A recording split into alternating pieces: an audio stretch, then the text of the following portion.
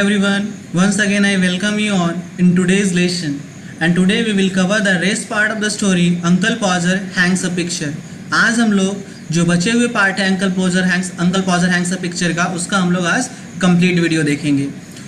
पिछले वीडियो में हम लोगों ने पढ़ा था कि अंकल पॉजर जो है जब वो फ्रेम को टांगने के लिए जाते हैं, फ्रेम गिर जाता है, फिर वो टूट जाता है और फिर वो अलग अलग चीज़ें जो हैमर था या फिर जो स्पिरिट लेवल था, उन सारी चीज़ों को लाने के लिए अलग अलग बच्चों को भेजते हैं और दोबारा से जो है वहाँ पे जो है वो फ्रेम को फिक्स करने का काम शुरू किया जाता है। So now I am going to start the next part. At last uncle Podger would get the spot fixed again and put the point of the nail on it with his left hand and take the hammer in his right hand। अब पिछले video में हम लोगों ने पढ़ा था कि जो अंकल पॉजर थे वो गिर गए थे, टेबल से गिर गए थे जब वो नाप रहे थे, मेजरमेंट ले रहे थे। अब कह रहा है आगे क्या कि अंततः जो है लास्ट में जो है अंकल पॉजर को वो फिक्स जगह मिल गया जहाँ पे क्या करना था, फ्रेम को, पिक्चर को टांगना था। उन्होंने क्या किया, and put the point of the nail, तो जो कांटी था, जो नेल था, उसको अपने लेफ्ट हैंड में लिया।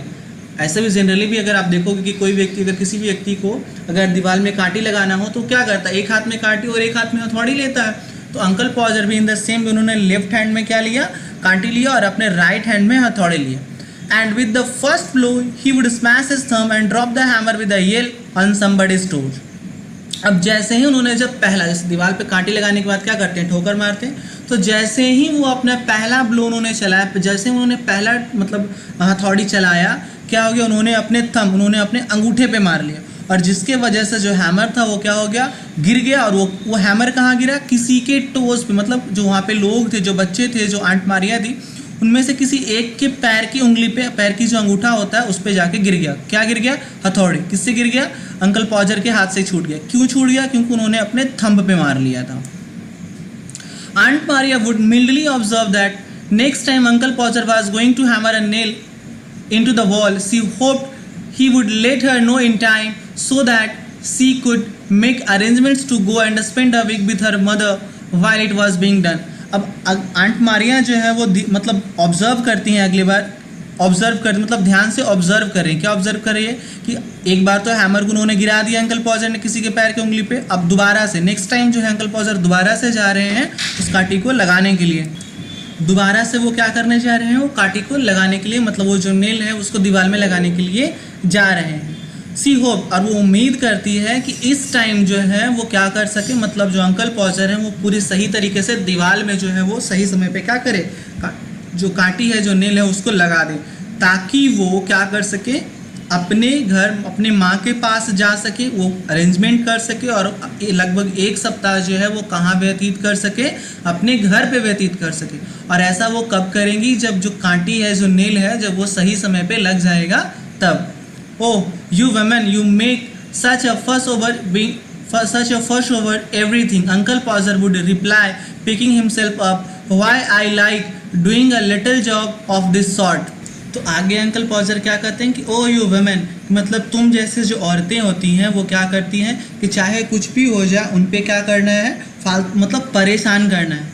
ये ऐसा क्यों कर रहे हैं अंकल पॉजर, क्योंकि जो आंट मारिया हैं वो क्या कर रही हैं कि वो अपना घर जाएंगी, अपनी माँ के पास जाएंगी, इसलिए उनको अरेंजमेंट करना है और इसलिए वो ऐसा करती हैं। और जिसके वजह से जो अंकल पॉजर है वो कहते हैं कि तुम औरतों को आदत होता है हर चीज़ के ऊपर झंझट करने का, फालतू में परेशान करने का।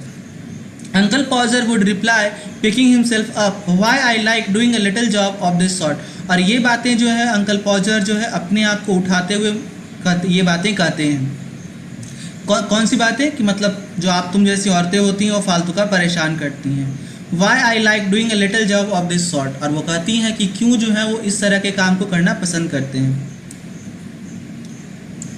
And then he would have another try, and at the second blow the nail would go clean through the plaster and half the hammer after it, and Uncle Pauser be precipitated against the wall with force nearly sufficient to flatten his nose।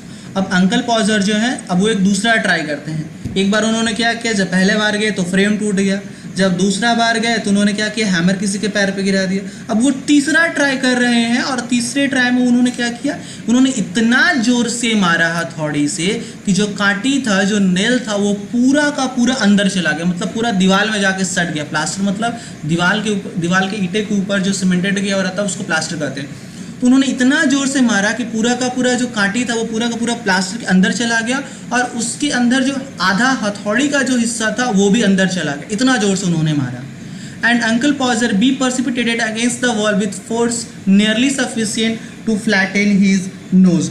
और क्या हुआ कि जो uncle पॉजर इतना जोर से उन्होंने मारा जिसकी वजह से जो उनका नाक था वो नाक भी कहाँ चला गया, दीवार में जाकर टकरा गया। उनका नाक जो था वो दीवार में जाकर टकरा गया और उनका जो नाक था वो फ्लैटन हो गया, मतलब क्या हो गया, चपटा हो गया। इतना जोर से उन्होंने मारा था कि पहला कांटी अंदर चला गया, हथौड़ी का आधा फेस मुंह उसमें चला गया, उसका उनका खुद का जो नाक था वो भी दीवार में चला गया और वो कैसा बन गया, चपटा बन गया।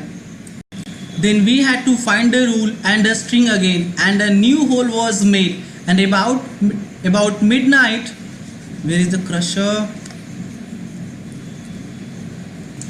Midnight, the picture would be up, very crooked and insecure. The wall 4 yards round, looking as if it had been smoothed down with a rake, and everybody deadbeat and raised except Uncle Podger।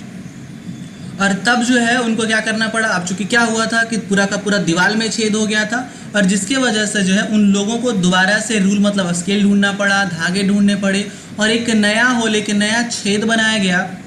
और तब जा कर के आधी रात, midnight मतलब होता है आधी रात, मतलब लगभग 12 बजे रात तक जा कर के जो है वो क्या हुआ, पिक्चर जा कर के टंगा। The picture would be up मतलब टंगा। Very crooked and insecure. Crooked and insecure कहने का मतलब होता है कि क्रूक्ड मतलब वो सीधा, मतलब फोटो टंग तो गया लेकिन वो सीधा भी नहीं था और सेफ भी नहीं था। कहने का मतलब वो कभी भी गिर सकता था, मतलब टेढ़ा था। The wall 4 yards around looking as if it had been smoothed down with a rake and everybody dead beat। अब आगे क्या किया गया कि देखो, रेक का मतलब क्या होता है कि a long handled tool with prongs। तो रेक का मतलब, एक रेक जो है एक इंस्ट्रूमेंट होता है बहुत लंबा सा, जैसे आपने देखा होगा ना कि गांव वगैरह में जो है काऊ डंग को एक जगह जमा करने के लिए जिस तरह का इंस्ट्रूमेंट होता है उसको रेक कहते हैं। चलिए हम आपको ड्रॉ करके भी दिखाते हैं कि जो रेक होता है वो कैसा दिखता है। Just wait.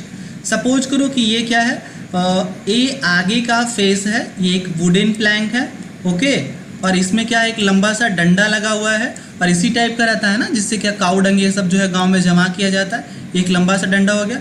लेकिन जो रेक होता है वो थोड़ा सा इसमें चेंजेस होता है। वो चेंज क्या होता है, वो इसमें ऐसे होते हैं, ये आपका यहाँ से एक डंडा हो गया और इसमें जो है यहाँ पे कांटे जैसे निकले रहते हैं, ऐसे करके कांटे जैसे निकले रहते हैं। इसको क्या कहते हैं, रेक कहते हैं। Rake, this is what, rake. इस तरह के औजार को रेक कहते हैं। So this is rake. So I hope कि आपको रेक समझ में आ गया। तो उन्होंने क्या कहा कि if had been smoother down with a rake, मतलब उसको जो है प्लेन किया गया, चूंकि टेढ़ा टंगा हुआ था तो फिर उसको एक रेक की मदद से नीचे से धकेल करके उसको प्लेन किया गया, स्मूथ किया गया। And everybody dead beat and raised. और इतना सारा काम करके जो है जो सारे लोग थे वो क्या हो चुके थे, बहुत ही ज़्यादा थक चुके थे। सिर्फ एक व्यक्ति को छोड़ करके, और वो व्यक्ति कौन है, अंकल पॉजर, वो नहीं थके थे।